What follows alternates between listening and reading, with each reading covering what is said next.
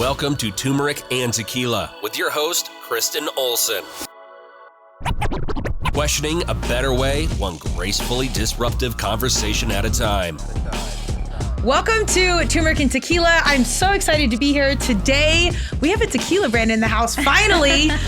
We've got Sandra Carreon born and raised in Jalisco, or I should say born in Jalisco, Mexico, raised in Colorado. So we've got a woman-owned brand local to Colorado and in the house with us today in Big Up Studios. We're so excited to be here.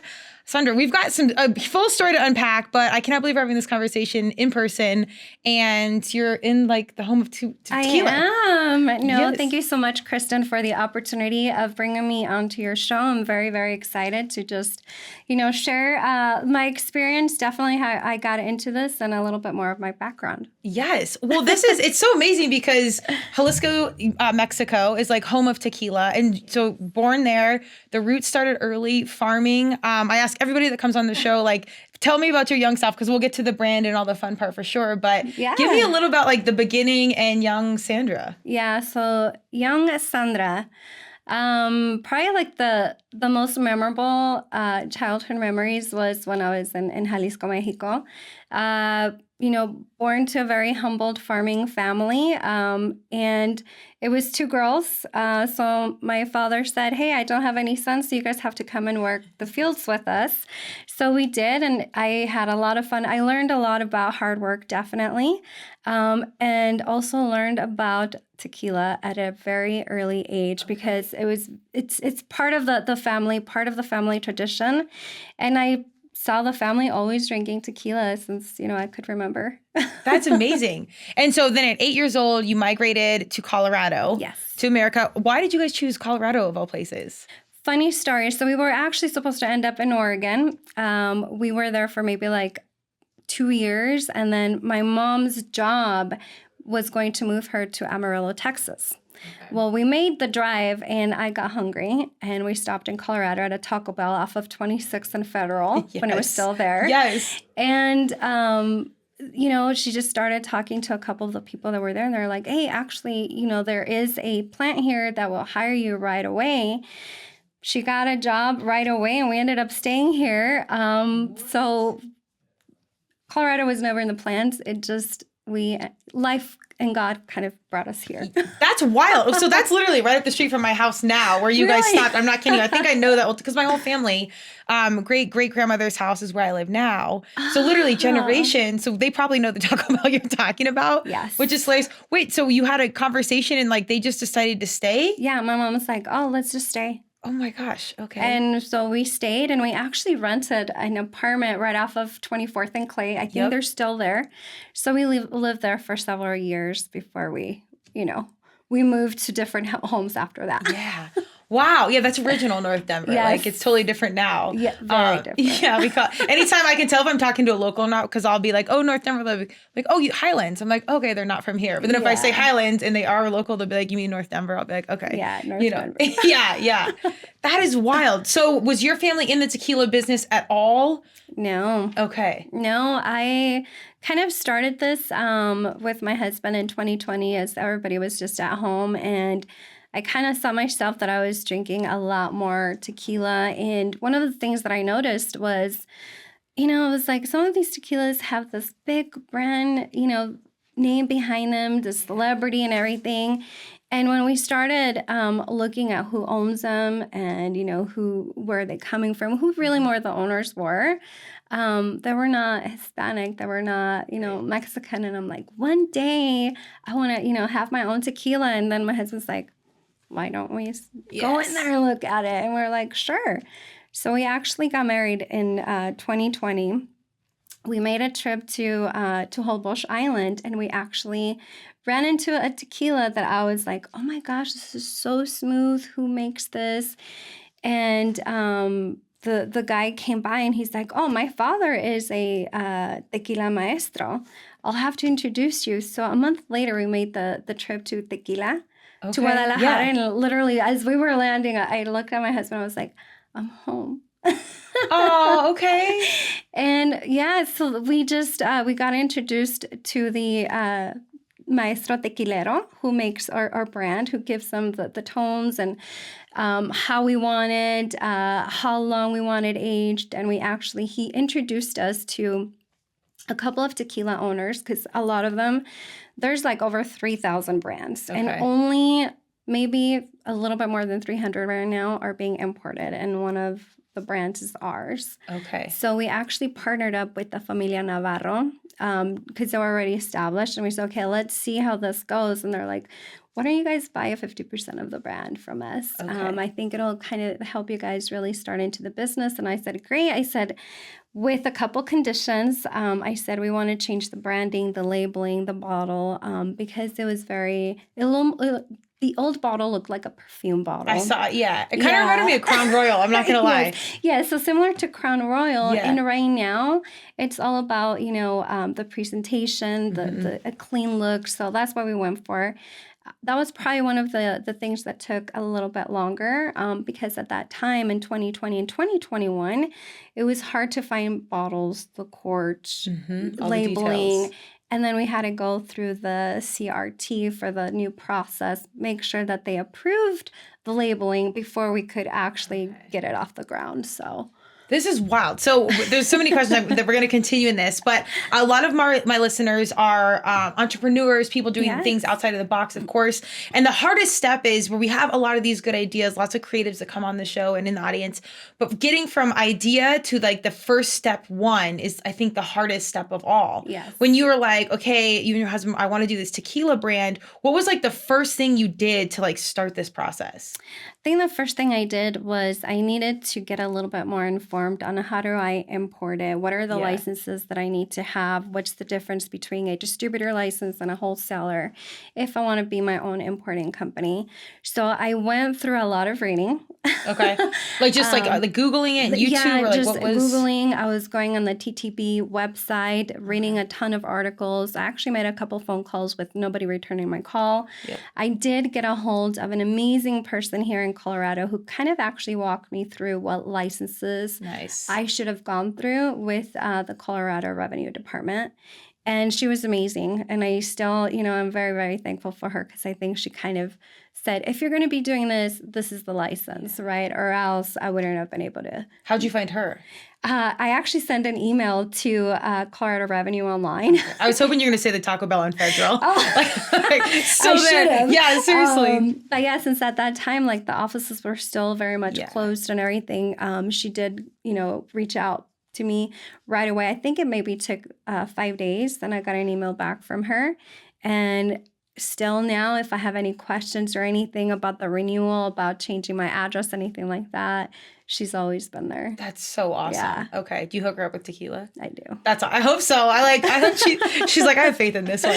Yeah, I know. She was like, I want to just help, women entrepreneurs. So that was very nice of her. There are so many good people out there. And sometimes when people have been through it, they don't get a lot of help. So then they don't want to help people. But on the flip side, there are people that are like, God, I've gone through this journey and it was so hard and there's so much I didn't know. Like I would hope. That's kind of what this podcast is actually. It's here's all my failures and like my humans that, questioned a better way. And here's all the mistakes. Like here's if any little piece of this streamlines your process. Yes. That's amazing. I also do think you need some of the hard parts just so you learn it and you understand. And when you bleed it and you like connect to it because it's so much hard work, it just, when it does get successful, it's a totally different situation. I definitely, probably the biggest, I don't want to say failure, but definitely the biggest learning was that there are going to be a lot of brands as an importing company. I had one particular brand that my husband and I also launched, and now we're working with another distillery, which is going to be the house tequila that we want to do. It's going to be for like the margaritas and mixed drinks and stuff. But we worked with one distillery where they were supposed to give us a house tequila that was 100% agave. And we ordered 5 pallets. So it was like a big order. Almost 2,000 bottles, if not more. And unfortunately, it's like, hey, what's taking so long? Like, because I was also the importing company, like they held the product. And they're like, oh, no, we're working through everything. Well, when they actually delivered all of the pallets to our warehouse, we're opening it and we're super excited. We already had some restaurants that were like, yeah, as soon as you get it, bring it. So we took the box. We didn't even open it because we knew what the bottle labeling and everything said. And I just looked at the labeling on the pallets and it said 100% agave. They actually put it 100% a spirit and 100% agave are not even close. Right. So we went through that, and unfortunately, we did lose some business to some of the restaurants that we had ordered all of this tequila for.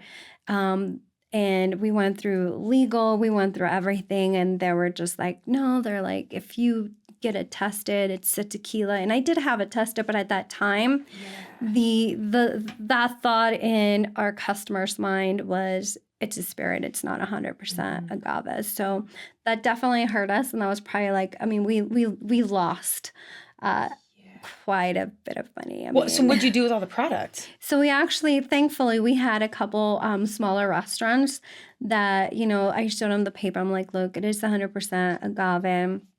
And he was like, yeah, he's like, it's actually great. Like, I'm having great results. And we had like, just dump it in the mix. We'll use it for the slushies. One particular customer bought all of the cases from us in a period of like almost 2 years.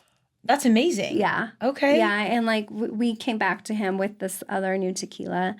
And he's like, I'll continue being a customer. So thankfully, there are people out there that do believe in you, that are there to make it a win-win for both. So. Oh man, that's so hard. Well, the thing is, anytime you own your own business, it's you're the front of it, and you kind of understand why, like the Oprahs or the strong women of the world get some of this rap of like, she's a bitch or she's so difficult, whatever. But the thing is, you don't understand is like everything else, if something goes wrong, it's the head person's fault. Like you carry all the weight. So like in this, like it wasn't your fault, but then you're the one with the relationship. And now you can't even redo those relationships because you can't be like, it wasn't my fault. It was someone else. It's like you either deliver or you don't. And you can't. And it wasn't even on you. So it's really hard. It was very hard, especially because you were building and you have that trust that this distiller is going to send you the product of the sample bottles that they sent you. Yeah. And then, you get all of these, 5 pallets and you're like, oh no, it's not what I was expecting. So and especially in the beginning when like the piece of the budget, like every piece matters so much that it's hard to then like make another move because you've got cash wrapped up into like this thing that now you can't do anything with. Exactly. That's wild. Yeah. So and are most distilleries local to Colorado? Like, I'm not most distilleries in general, but like everything you guys do is here?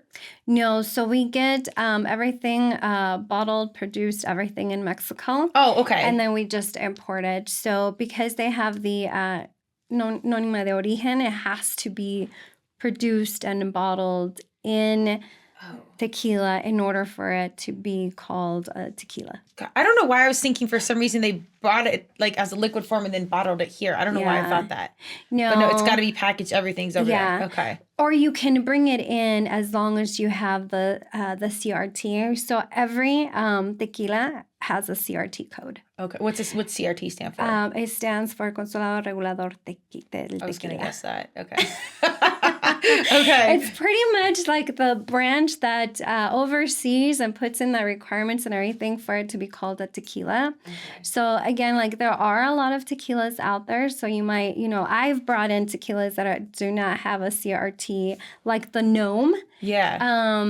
And it's totally fine, but you can import it as an importing company. It has to have a Gnome. Okay. But Carreon Enterprises are based in Colorado. Yes, we are. Okay. And how many brands do you guys have now? So right now we have our own, which is Tequila Navarro. I am working with also another local entrepreneur, Cesar Beltran, who has his mezcal, Mia Costa. It's actually, when we tried, I was like, wow.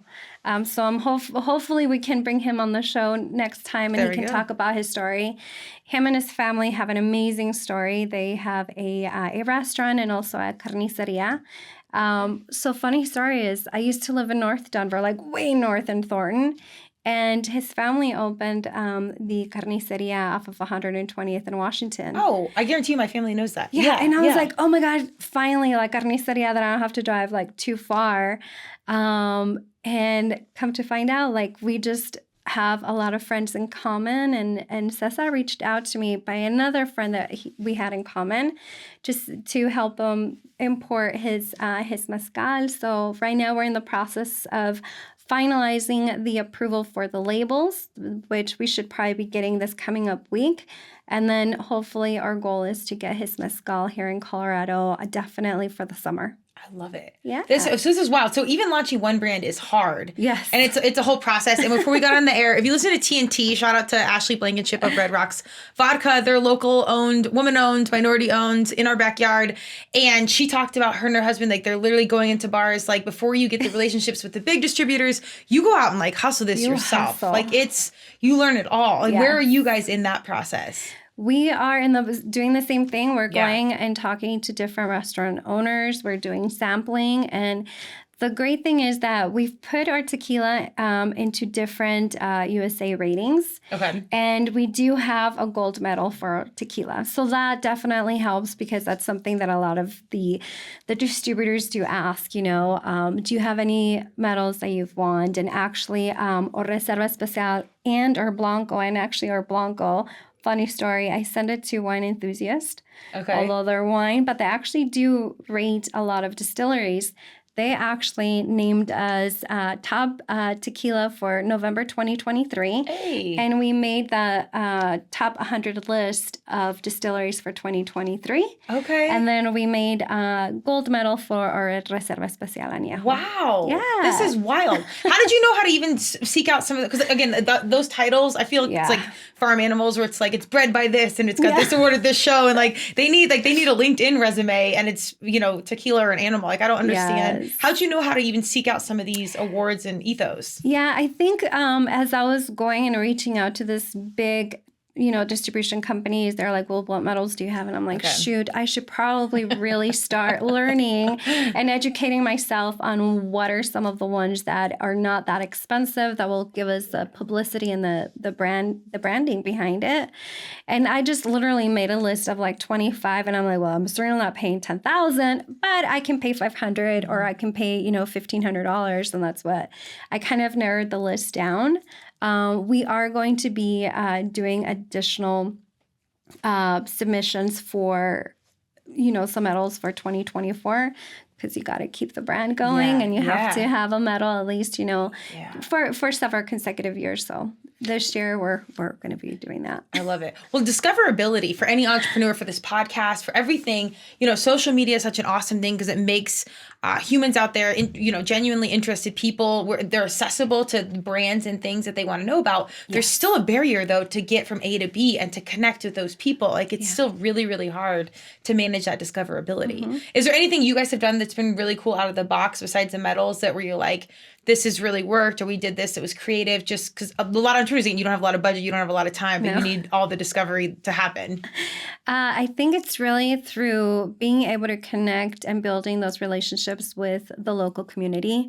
We have been very, very blessed that we have come across a lot of community members that are very well known. They're like, I want to feature you in Univision. I want to feature your story in 9 News and like you, right? And that's where it's the win-win. And I couldn't do it without my community, to be honest, and to the people that I know. I mean, we talk about mental health and community and on Turmeric Tequila, because so much of that, it does take a village. Yes. But I also think it's like a real intentional energy of just gratitude and walking through life. And and this will perfectly lead to my next question. I mean, like, seriously, it's like the Taco Bell conversation on Federal, like changes everything.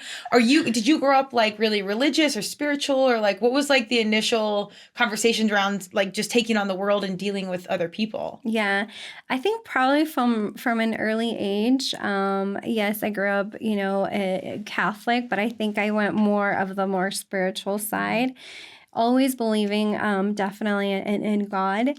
But I think more than anything from an early age, I mean, I became a mom at 17, that it was like, you can't really sit down and wait for things to happen. You really had to go out there and just hustle. Yeah. And being a single mom on my own completely, renting my first apartment at 17, I was like, well, it's us against the world, and I don't have time to be complacent. So I hustled, put myself through school, and thankfully everything worked out. And, I've been in the tech industry also pretty much since I was in my early 20s until now. But now I'm in the tequila business as well. I was going to say that, if you have your child at 17 and you graduated and then got your master's from DU, and then your second master's so I have my bachelor's from University of Denver, and then I have a dual master's. So I do have a master's from Regis University and a master's from Universidad de Guadalajara, which was, I had no life for 2 years, but I think it was a challenge that I wanted to do for myself. And also at that time, my son was going to start high school. So I was like, let's see who gets the better GPA. I like it. I won. He still owes me if he'll be listening, I'm sure. But yeah, it was, and I think I also wanted to do it because it was from Guadalajara. And I felt like I was also losing a lot of my Spanish. Mm-hmm. And I speak a lot of Spanish, and sometimes now I'm losing some of my English. Okay. Sometimes I'm like, oh, how do you say this? But it has definitely helped me grow a ton, and being able to navigate, both languages in the business as well. Yeah.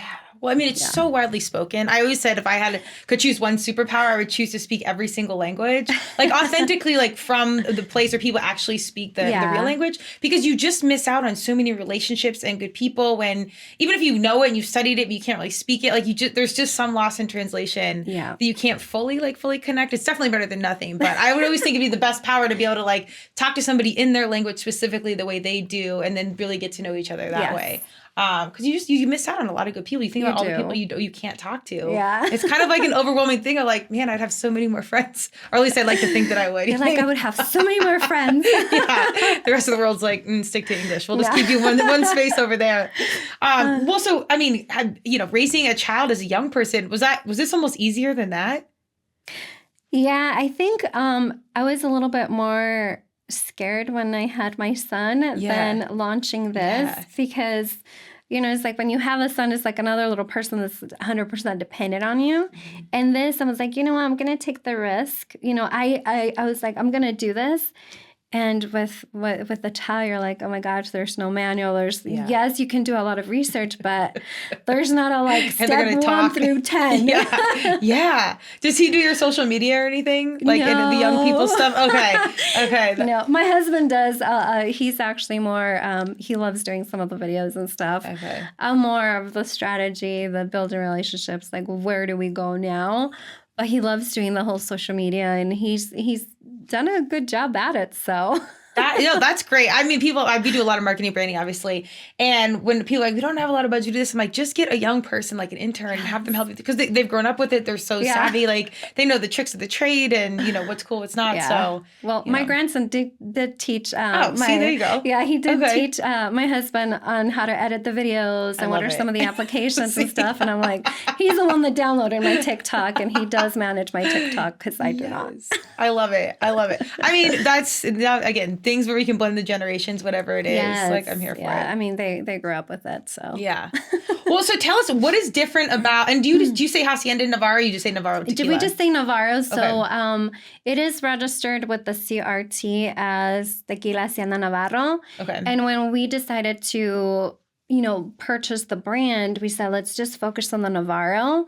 It's a little bit easier to remember. Plus, I don't know if you've seen that show. I think it's called Oscar. Oh, I don't know. I'll have to send you the name. Okay. But it's about the whole Mexican mafia and everything, and they're the Navarro family. Oh, no way. Yes. Wait, this is not the one with Sofia Vergara. Is it Sofia Vergara? No, that's Griselda. Griselda, yes. Oh my gosh. Okay. Ozark is the name of the program. So Ozark. Yes. Oh yeah. Oh, I have not watched it, but I know you're talking about it. So if you watch it, if people out there have watched Ozark, you'll know it's the Familia Navarro. They're, the cartel. Okay. And they're the Navarro family. So hopefully that it's easy for people to remember now. That's interesting. Okay. And there's no tie, because North Denver back in the day was Italian and Hispanic. My grandmother was Italian. So like the roots, like those are the two roots of all of North Denver. And we could do a whole podcast on that, but they're still around. But anyways, okay, that's wild. So what makes you guys different from other tequilas? Yeah, I think what makes us different is that we actually do take the time to go to the distillery. We do work with our maestro tequilero, and we did work with him to give it the tones and the level of alcohol that we wanted. One of the things that we were talking earlier as a woman, I wanted a tequila that was really more for women that can actually drink it neat without the extra calories. God knows, I don't want the extra calories. Yeah. And also to be able to wake up the next day and you're like, oh, I'm not hungover. I can actually function. So that was the goal. And we spent a lot of time with him and with the distillery as well on looking at the plants. So usually when we are going to get the plants, we're like, can you send us a picture? Where are they coming from? Because in order for you to use the plants at certain distilleries to have a tequila that's going to be imported, each plant comes with a certificate. Wow. Oh my gosh. So they have to be certified. We get the certificates because that's how the CRT actually gives us our certificates. So there is this other big process that I also did not know was, in order for you to have your brand and have it certified, the plants need to be legit and it has to have the standards that the CRT has. In turmeric and tequila, like 98, we had a tequila specialist come on and explain different things. Yeah. And I remember intricate process. You can only get so much in an hour, but I didn't know more like the business side, actually like getting it from the distillery to, wherever it's going to be distributed like that. It's wild how intricate each piece is. Yeah. I can tell you that before we can bottle, they actually send, it's almost like a supervisor from the CRT. Okay. Goes and picks up each of your tequilas. They take it back to their laboratory to, number one, make sure it doesn't have any additives, to make sure that it is 100% agave. Like they check for everything. And that's why we're also required to have an FDA certificate. Okay. I didn't know that entire process until one day we were at the distillery and I was like, who's that guy over there? They're like, oh, that's from the CRT. They're coming to get samples of the tequila that before we can bottle. Once we get the thumbs up, the bottling process starts. Okay. All right, so we got to do a hot take here because I started, like you were saying, I started drinking tequila, longtime fitness human, and I was like, I loved whiskey and I like gin because it's also plant-based. Yes. But there's just stuff where I'm like, well, how can I drink some and then, not lose any fitness gains? I was competing at the time, so like it all mattered. It all added up. And that's where like turmeric and tequila is so real. I was like, well, yeah, we'll do all the health fitness while eating, but like I still want to have fun and still have a life. And I got into tequila. I'm like, this is great. It's plant-based. You don't feel hungover. Like I really grew to enjoy the taste and the different flavors. But then as I saw like these celebrity brands pop off, I'm like, it's not all of them are considered tequilas. No. And there's blends. Like, do you have any hot takes on any of this? Yeah, I think what happens, and a lot of people ask us this, I think part of what we also want to do is just really educate our community here in Colorado and just really educate the consumer overall that a lot of the times when they purchase or there's a celebrity name behind it, because they're producing in massive amounts, it does lose the quality and the taste. And our focus is to really bring what we call el corazón de México, el corazón del agave, which is the heart of Mexico and the heart of the agave plant. Because these plants have to mature, more than 6-7 years, ideally, for them to be used for tequila. If you use a young plant, it's not going to give you the tones or the taste that a tequila should have. One, it's wild because your price point, I looked, is not far off what some of these brands are. And they're not really pure tequila. Like they're not actual tequilas. But they're not regulated in saying like you can't call it tequila. Like there's no regulation around that. There is. They should have the CRT and the NOM. So if you look on the back, so a lot of the times it'll say they have to disclose if there are any type of additives. And and if it doesn't have a gnome, like there are spirits that you can actually import, but they're not considered like pure 100% agave. They can still call it tequila? Spirits. Yeah, it'll be like a have you tried those tequilas that have flavors in them, like coffee or... Oh, yeah, I've had the Patron coffee tequila. So very similar. So that you can still import it. You just have to say that it has other... like tequila or mango or any other type of flavoring, as long as it's disclosed. Got it. I've looked at, because again, we had that tequila. I don't think he was Maestro. Is that what it's called? Tequila. Yeah, I know. Again, the terrible accent on my end.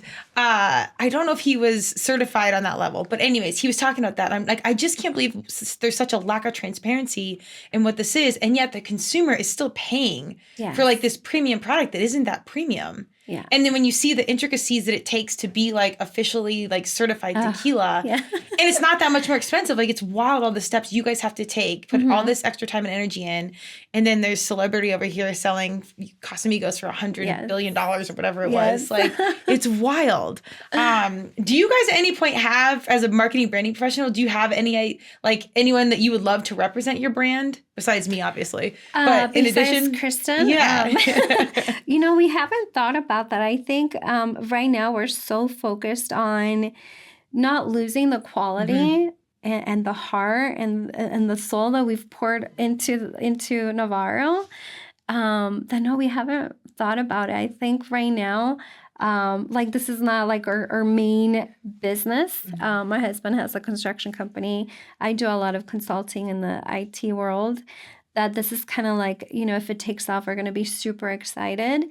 But we don't want to lose the quality of what we put our heart and soul into. Yeah. Well, I like even on your brand, you say our tequila, our roots, or our tequila. Sí, nuestra tequila, nuestra tradición.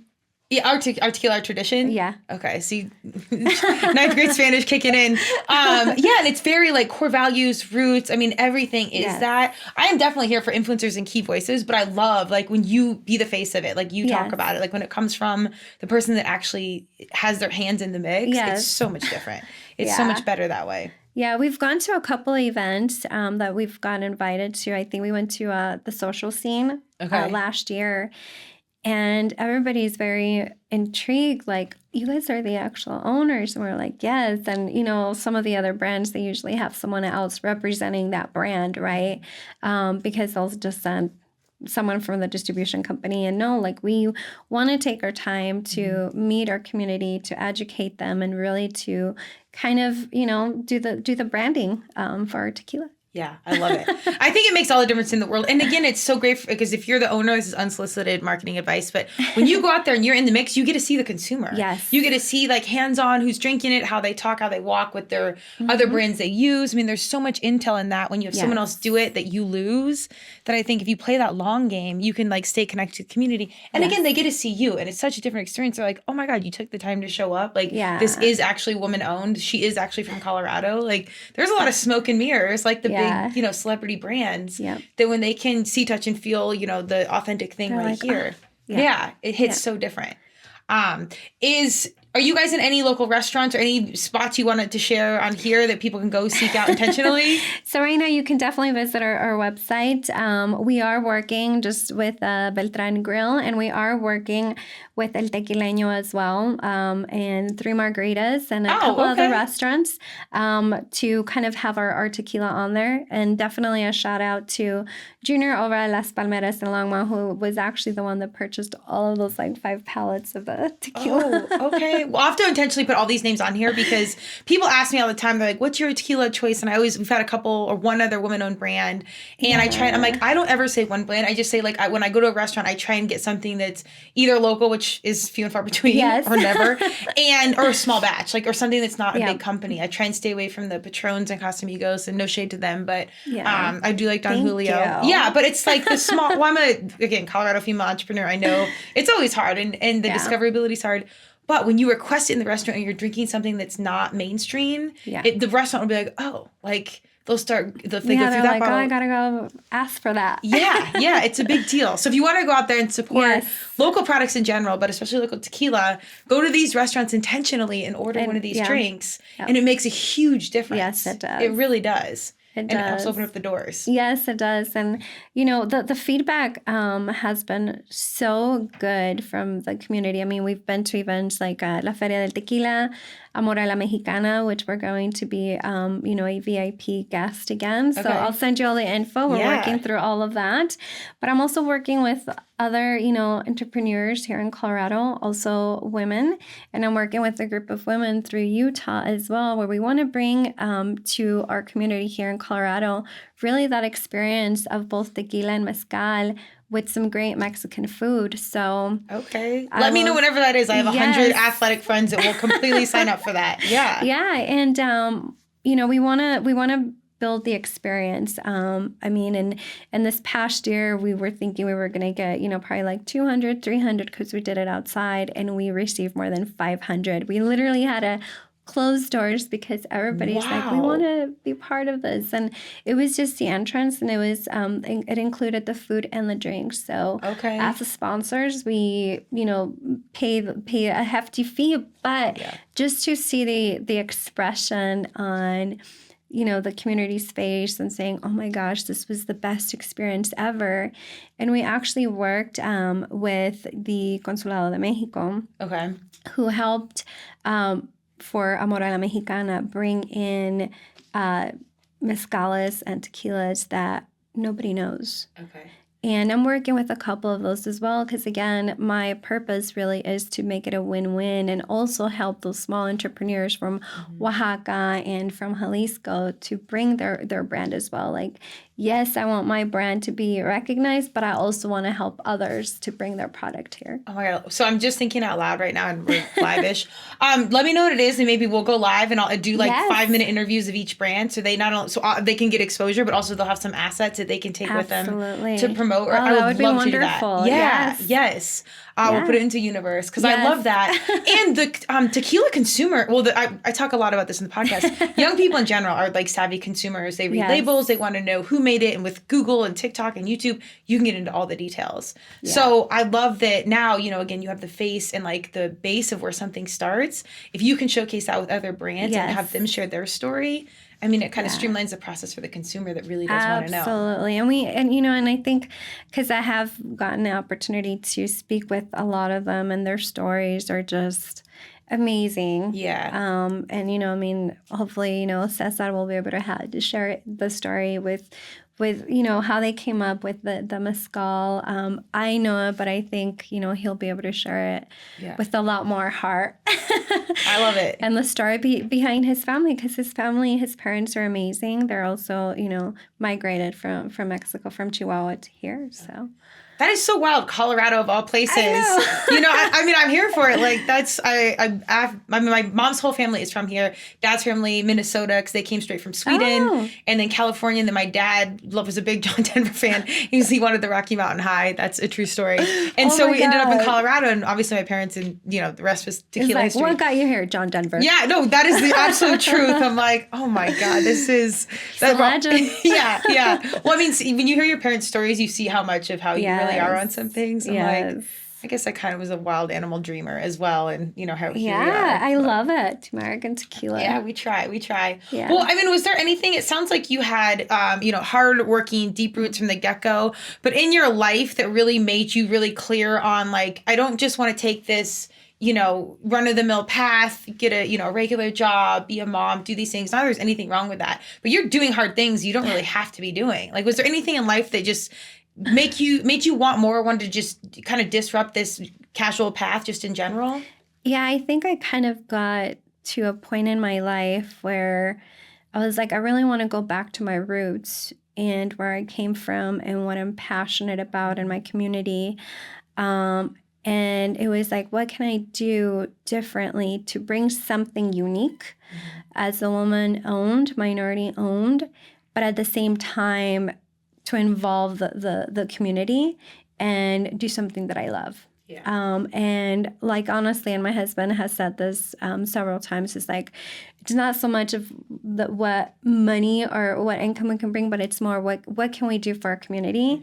And really this year we are going to be doing some really, really cool things, definitely for the youth, definitely for other small entrepreneurs, and helping them, do a lot of these podcasts and branding. Yeah, So. I love it. Anything specific you want to share about it?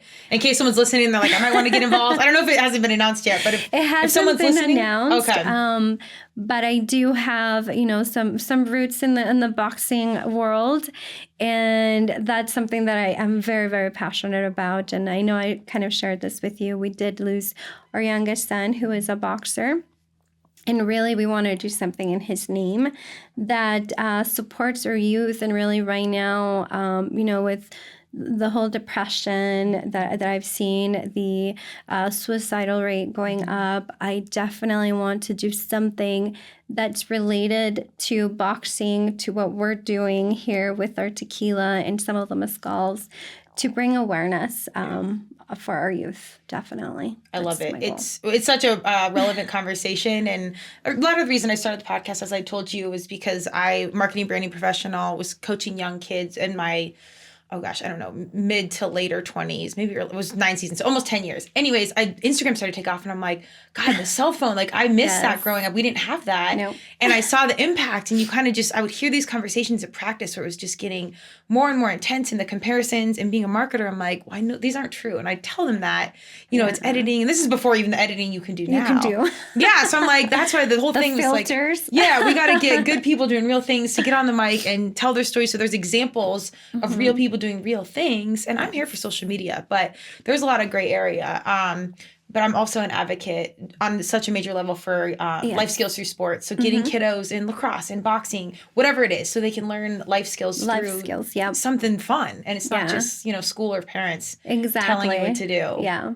So I love coaching, our youth from, 5-year-olds all the way till like they're almost 18. And I love it. It makes me feel like I'm able to not only just share my story and not just motivate them, but also build the discipline. And that's one thing that I always tell, the kids that I've worked with is, yes, I'm going to motivate you. You have to kind of have the will. I'll show you the skills, but really it's helping them build that discipline of getting up in the morning on their own to do their run, to do their drills, right? If you're not coming into the boxing gym because we're closed, what are some of the things that you can be doing outside? So it's just those life skills and really discipline.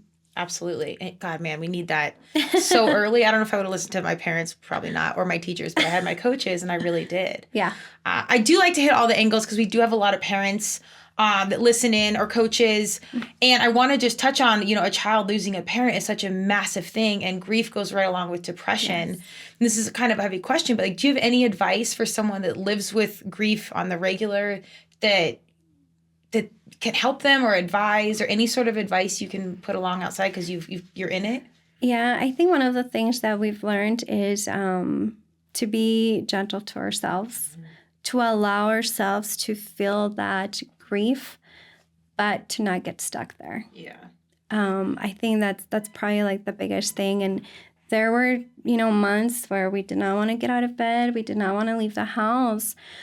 But then we started to learn to be even more grateful for the people in the family that we have in our lives. And definitely, of course, having a grandson we have a grandson, we do have our other kids, they need us. And we knew that we could not allow ourselves to stay in that dark, right? We had to really learn how to support each other to get out of that darkness. And when I would see my husband, having a grieving moment, to be there, but also to help him get out of that dark place. I thank you for sharing that, because it's such powerful words. And sometimes people are like, I love the juxtaposition of turmeric and tequila, because it all fits together. People might come to the brand because it's good tequila, what have you, but people might also identify with you and your story and be like, I'm going to intentionally buy this tequila. Maybe they don't even drink tequila. They're just going to buy it for an event they work at or something because they know your story. They see the resilience of you and the brand and showing up at events. Like all those things, our society, especially our young people, they see. Yes. And I'm such a champion of people sharing the story, sharing the hard stuff, because that's where we connect. Yeah. And then in turn, we can support you in whatever way it is. And then you can kick back to the community and support even more. So it's such a full circle thing, whether it's tequila or turmeric or a boxing gym, it all fits together.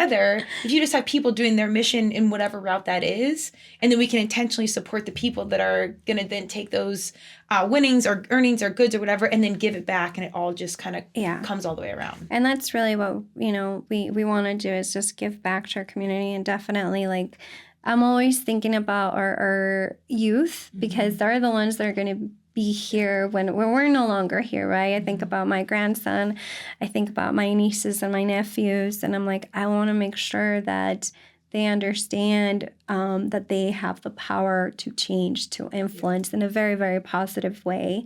So, we want to definitely give back. And to your point is like, yes, we want to make this grow, but when it grows, we want to make sure that it's giving back to our community, that we're giving back to our youth. And, as I mentioned, I am working with one particular individual who's a very close friend of mine, who actually was one of the first women Olympics in boxing back in 2012. Okay.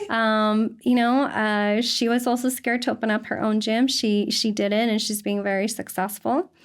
And now it's I want to be able to partner up with her because I know that there are a lot of communities, a lot of youth that cannot afford the shoes or the boxing or the wraps, and we want to be able to give back from whatever we're able to sell from each of the bottles, to give back to that particular gym and be able to provide this for the kids. That's so awesome.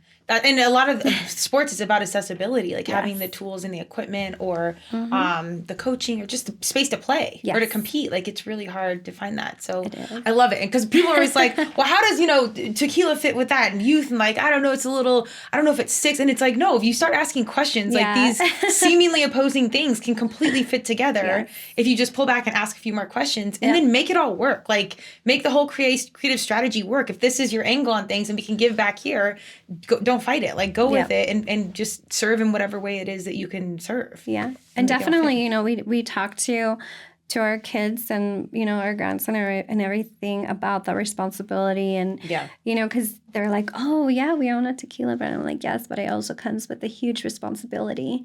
Right. So it's also about that education part. Yeah. Well, too much of anything, people laugh that they think the tequila is going to kill me. It will be the fitness first. Because if you saw my MRIs and too much of anything is never a good thing. So I've got all the battle wounds and I have no regrets. Let me be clear. But it's, seriously. Battle scars. Yeah. Too much of anything is not a good thing. So balance and, and keeping your own self together, your self-care. There's so many angles to it. Yeah. And waiting until you're 21 to do anything. Yeah. Like, don't mess with the law. Yeah. Part of the education is like, it's not just shot. It's sipping. So this is why, one of the other things that we want her to do is you can drink the tequila neat. You don't have to do several shots. But we want to, just educate and say you can drink it neat. You don't have to slam it down right away. Well, that's a perfect segue. Let's try some of this. Yes. Let's go with it. Should we try Blancos first? Yes. I think the Blanco just kind of, it gives you the base of any tequila. I'm a Blanco drinker. I feel like the clearer, the less hungover you are. Yes. No matter what. So even if the añejos are awesome and the reposados, but I just usually go Blanco and keep it simple. Once you try this one, because I've drank quite a bit of that one, it does not give you the hungover. Like really? Yeah. Okay, so it's not the clear. Isn't like that's a stereotype? It's just really how it's processed. Okay. And the level of alcohol. Can you tell us more about that? Yeah. So for this one, we actually cheers. Okay. I'll sip it because you're making me. No. Yeah. So these are actually. Wow. That is remarkably smooth. I'm not just saying that because you're sitting here. If you've ever drank with me, which is probably a lot of you, I'm genuinely a tequila human. That's remarkable for a Blanco tequila. Yeah. Okay, I interrupted you. Carry on. Oh, yeah. no. Well, no, thank you. Yeah. So we do age our añejo for 18 months, no less. Okay. Normally, for it to be an añejo, it needs to be more than 18 months. We do have a batch of an extra añejo, which is now it's been sitting there for more than 3 years. But we want to do something very, very special for that particular bottle because it's an extra añejo. And they're in barrels, correctly? Yes. If they're not, are they whiskey barrels? We do use whiskey barrels, yeah. and we actually use Jack Daniels. Oh. Whiskey barrels Interesting. to age our añejo and extra añejo. Could you partner with them? Or they're so massive. Yeah, they're massive. No, yeah. they're like, oh, you want our barrels to age your tequila? Here you go. Oh, that's cool then. Yeah. Okay, at least you save money. So at least we save money. Okay. So our extra añejo, we always want to have it more than 3 years. Okay. In barrels. This one, anywhere from 18 to 24 months is ideal. We do age a reposado for more than 6 months, anywhere from 6 to 8 months, and certainly this is like the cleanest, no aging, just distilled. I cannot believe how smooth that is. Yeah. Seriously. That was our plan, and that's why, I say we do take the time we went out there and worked with our maestro tequilero to make sure that I had the smoothness that I wanted. Yeah. As a woman, I don't like, very harsh tequilas. Yeah. And I wanted something that we could drink neat. Yeah. From, the blanco all the way to an añejo and an extra añejo. Do you usually drink it on ice, or do you literally just drink it I neat? just drink it like neat. You do sip it. Yeah. That's such a gangster move. Yeah. Like, come home, hey kids, just pour a little bit. My husband's like, what do you have there, huh? And I'm like, vitamin T, obviously. Yes, yeah. And literally, we've had people, and we'll sit at the table and we'll drink an entire bottle, and everybody's like, I woke up totally fine the next day. Yeah, yeah. And I'm like, oh, good. Yeah, my mom and I have tequila Sundays, and they're few and far between now, but because she has swim school in Littleton, so they have Mondays off. Anyways, we'd sip tequilas, and I'd be like, God, we kind of drink we drink a lot of it. But it's also a different kind of buzz. It's a different thing, and then you're fine 3 hours later. It really does. It's like the cleanest burn ever. Ever. Yeah. And is that because it's plant-based, or Yeah, because it's plant-based and it doesn't have any additives, any sugars or anything like that. Once you start, doing mixes or anything like that, and I always tell people, I'm like, if you're going to use our tequila to, do a margarita or something like that, do not use the sweet and sour. Do not, nothing. I was like, please use fresh squeezed lemon juice. Just any citrus that's I usually have grapefruits. 100% natural. Yeah, squeeze it in there, and it's awesome. And we actually have just started playing around with to kind of have our own cocktails with our tequila. Okay. We have an amazing Navarro Old Fashioned for this okay. one. And we do have a Navarro Cielo Azul for our Blanco. Okay. And we're going to be trying it with at Beltran's Grill. Oh, cool. So they're going to be, their right. bartender's going to be making them. And if they like them, they're going to start featuring those at the restaurant. That's amazing. Yeah. And so most of this is just connection, stuff that's coming in. Yeah. And really, awesome. I think it's just building that trust and building that partnership that I'm here to also support them in their business. Mm-hmm. And it's a win-win. Mutually beneficial relationships. Yes, that's what it is. Exactly. Do you want to taste this one too? Yeah, let's do it. Okay. That's wild how, you can get your degree, you can do all these intentional things down the road, but really it is showing up, being intentional about supporting things around you, and it's wild what stuff can come in the right way. I mean, the 9 News feature, I had a friend, shout out to Jackie, screenshot, I think you on Insta, or their post, maybe it was on the news, maybe she took a picture of the screen. She's like, you got to reach out to this woman, she's in Colorado, it's a tequila brand. And I'm like, okay, I'll DM, but sometimes people just don't message back, and sure enough, you did. I did. So I was like, oh my gosh, this is amazing. And then I was looking at your podcast, and I was like, oh. Yeah. Several months later, here we are. Yeah. Salute. I always have to hit. It's my mom and I's thing. We all do that. We're like, table. Oh, that's good. That's a different flavor profile for sure. Mm-hmm. It's a reposado. Yeah. Reposados are interesting, though, because sometimes they're more, not whiskey tasting, but I almost taste a little bit of cinnamonish. Mm-hmm. Is that right? I'm by no means like a foodie or anything. I just love tequila. So I'm going to leave you our what we call technical specs for our tequila. Good. Okay, so now I can sound smart with this. So, okay. So it'll give you, how it's cooked, the process, everything for each of them. As I mentioned earlier, we have a Reserva Especial. We did have an añejo, which had the green label, but we're really going to focus on these three. Yeah. Only because these are the three that we received a ton of just amazing feedback. And everybody, when they taste our añejo, they're like, it's good, but I would probably drink this more. Really? Yeah. This is the añejo? This is an añejo Reserva Especial. So it has a few little different tones. Like it has more of the sweetness of the agave. Oh, interesting. Yeah, this one's like no reposado I think I've ever tasted. Yeah. That's delicious. It's very, very I almost good. want to say I would want to put it in like coffee or something, which I know is not the flavor. Don't take any of my foodie advice here. But it's really good. Or just like on ice is fine. But the Blanco you could certainly sip neat. Yeah. But that's, it's like a, not sweet, but like a cinnamon vibe. It's good. Yeah. It's actually really good. I tried it with apple cider. Oh, there you go. Winter. Okay, maybe that's what I'm trying to put together. So this one, I'm a cigar smoker, thanks to my husband. Okay. You have all these like gangster moves in your back pocket. I love it. Yes. And that's probably like another venture that we're going to be looking at. We went through several states of Mexico, and yes, everybody's like, oh, the Cuban cigars and everything. But let me tell you, like, Mexico has some really good cigars. Okay. And hopefully next time I go, because usually when I bring cigars back, my husband smokes them all. You got to hide them. I got to hide them. But this goes so well with a really nice cigar. Like, my husband and I will, we'll sit in our house out in Cancun, and we're like smoking a cigar, drinking some. That whole statement is goals right there. Like, sitting with my husband in Cancun, drinking my own tequila brand with my own cigar brand, I'm like, universe. Oh, yes. And he's like, oh my gosh, this is so good. So so more to come on that. Can I ask you, how is it managing a business with your husband? It's actually, we've learned to kind of know like each of our strengths. Okay.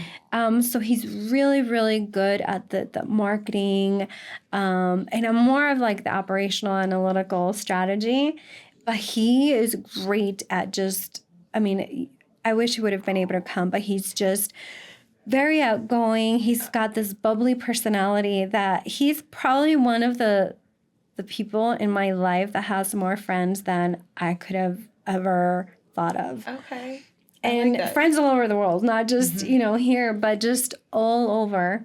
Yeah. And he's like, see, this is why you gotta, make connections. And this is, Well, he probably has a really good heart. Like, I feel like that, even when you're good at it, there's still an energy that attracts people, especially the right people. So, yeah, he's got an amazing heart, which is why I married him. Oh, okay. I love it so much. Well, I have a million more questions. I can keep you on. This is phenomenal, and I would continue to keep drinking, but we'll be smart today. What is success to you at the end of the day? Success to me at the end of the day is to be able to look back and know that I impacted not just my family, but certainly my community. Mm-hmm. I love it. That is success. Yeah. That's what it is. Anything else you want to share, that words of advice, entrepreneurship, or anything like that business-wise? I think the one thing that I would say is if it's really, really scary, that means you should absolutely do it. I agree. I seriously agree. Especially if you've got your other ducks in a row and you've got a little bit of opportunity in a window to get it in there. Or is there anything that's coming up you want anyone to know about? Events? Yes, online, anything? Definitely. So we are going to be doing Amor a la Mexicana again. We do have a date for September 7th. Okay. Definitely more info to come. Again, we are working on the planning, everything that we want to do, just because the last event was so successful. Huge shout outs to Marlene, who actually, kind of brought me into this whole, with the magazine. Definitely, she's really what I would call helping other women. Hey, okay. That's like awesome. You, Kristen. Yeah. Really, she's like, I want to help other women. Yeah. Her and her husband have such an amazing story. Her husband actually works for the government, and he just got promoted to major. Okay. With the Air Force, and he's Congrats Colombian. to him. Yeah, I love this. Yes. Okay. So amazing story, and really, also her entire purpose has been just really to impact her community and help other women. I love it. Yeah. That's amazing. Yeah. The right people are coming in. I know. You're skilled and qualified, and this is an amazing recipe. Like, everything's good. And you have, the thing is also, it's not only does it help you, you get to work with good people. Like, the days and lives and time and hours out of your life, like, it all adds up. You want to be spending it with people you actually want to be spending it with. Exactly. So that's a big piece. Yeah. And, you know, one of the things that I always tell people, there's always going to be people that are going to say, yes, I want to support you, I want to help you. And it could be, you know, 50 people, and then you'll notice it's actually only like 5. Yeah. And just hang on to those 5 people. And it's okay. I think everybody definitely has, you know, I always say, I was like, good intention. They had good intention. But hang on to those that are really there and, you know, they're like, how is it going? What can we do? And just, you'll know. Yeah. When those people are now in your life. I hear that. You only really need like 5 good people in your life anyways. Like, exactly. We're all pretty busy. It's going to narrow down to 5. Well, then you can show up for those 5 versus those 50. Exactly. Because life is a Very circus. hectic. So it's real. Where do we find you? Website, handles, anything you want to share? Yes, definitely. So you can find us on our website. It's Amor y Tequila, Juntos Saben Mejor, Carreon Enterprise. I'll share it with you. Okay. We also do have the website, and that's actually where you can actually order bottles, whether it's for the state of Colorado, some of the other states. And then we do have our tequilanavarro.com. There you go. And you can find us at the website, yeah. Okay. And on the website, you have where you're at, what restaurants you can find it? So you can find us soon in Beltran Grill, El Tequileño, and definitely there are some Tres Margaritas out there that do have our product. Okay. We grew up going to 3 Margaritas and Tres Margaritas. I'm trying to be cool. Oh my gosh, off Parker and Arapahoe. Like, I went to Eagle Crest High School. Where'd you go to high school again? North. Oh yeah, so my mom went to North. North High School. Eagle Crest, but then grandparents went to Manual. Anyways. Yes, so Manual. Yep. So All the street cred. Absolutely. Well, I really appreciate you coming on. I'm so excited to see where this grows and what you guys do next. I love all the entrepreneurial adventures you have going on, but mostly like the intention with things. Yes. There's such great humans out here in Colorado, and like Colorado's a hard place to start something because it's just not a New York or LA. And there's a lot of opportunity if we can just connect and support one another. There is some, really big things moving and big ideas. So. Yeah, I think there's definitely a lot of potential here in Colorado. The community, I think it's amazing. And as I mentioned, like my husband and I built a home out in Quintana Roo. We're about an hour and a half away, and we will definitely want to do other things like I think we did like a yoga retreat, and everybody's like, this was amazing. And I'm like, let's do a tequila retreat. Absolutely. So I think that's to come. And I'm going to start inviting entrepreneurs that want to come and learn a little bit more, whether it's how do I bring my teams together, which is on the organizational part. I do have my certificate in organizational development as well. And leadership, part of the coaching. Yeah. And I'm like, I want to do this, but, bring them here and bring it with an experience with our tequila or the mezcal. So absolutely. Or both. Why not? All the things. So right. just tell the experience. We're going to have to keep in touch on everything, because everything I'm like, this is completely in alignment. So, yes. Well, thank you for answering that DM. I really appreciate it. Yes, of course. Yes. Maybe we can do one from the villa out in Cancun, Turmeric and Tequila. I would love that. I love that. We have some big plans for 2024. Yes, so absolutely. We'll keep in touch and all. But I appreciate your time and energy. Thank like I said, Kristen. I can't wait to see where it goes. Thank you. We'll keep in touch from there. Absolutely.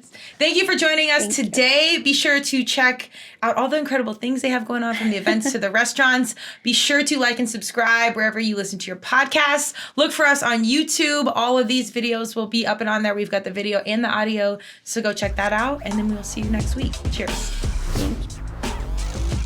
Thank you for joining Turmeric and Tequila with your host, Kristen Olson. Tune in next time, and don't forget to subscribe on Apple, Google Podcasts, Spotify, or wherever you listen.